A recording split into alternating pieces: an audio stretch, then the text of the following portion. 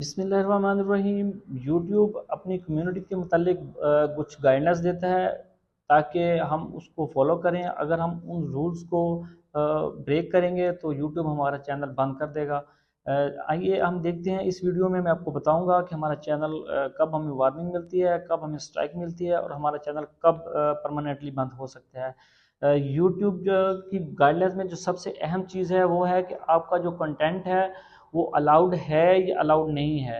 अगर आपका content allowed है तो आपके 1000 सब्सक्राइबर और 4000 घंटे वॉच टाइम होने के बाद और या 10 मिलियन व्यूज़ शॉर्ट रील्स के ऊपर अगर हो जाए तो आपका चैनल मोनेटाइज हो जाएगा और आपको अर्निंग शुरू हो जाएगी।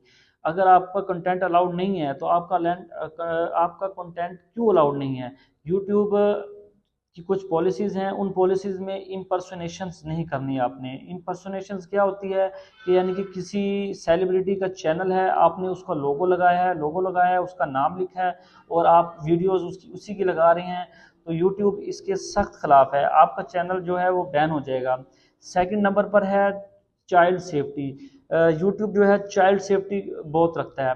ठीक है, आपने चाइल्ड सेफ्टी के मतलब यानी कि कोई गालिम गलोच वगैरह और ये चीज़ें वगैरह और जो बच्चों को हरासमेंट करें, जो बच्चों को तंग करें, ऐसी वीडियोस बिल्कुल नहीं लगानी। तीसरे नंबर पर है हरासमेंट और न्यूडिटी या सेक्सुअल, आपने कोई भी कंटेंट नहीं लगाना। यूट्यूब इसे बिल्कुल अलाउ नहीं करता। कोई गालिम गलोच, कोई खून या कोई कत्ल की वीडियोस आप लगा देते हैं तो आपका चैनल इस तरह आपको वार्निंग्स मिलेंगी।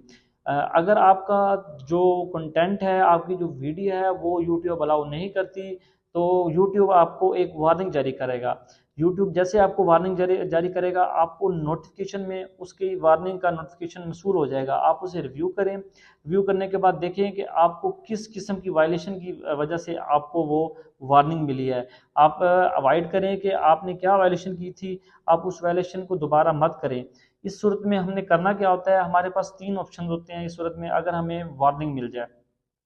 सबसे पहले हमने ये करना है कि हमने यूट्यूब की ट्रेनिंग पॉलिसी को इख्तियार करना है। यूट्यूब की ट्रेनिंग पॉलिसी हमने अलाउ करनी है, हमने उस ट्रेनिंग लेनी है, उनकी पॉलिसीज़ की ट्रेनिंग लेनी है। तो 90 डेज़ के अंदर जो है हमारी वो वार्निंग जो है वो एक्सपायर हो जाएगी।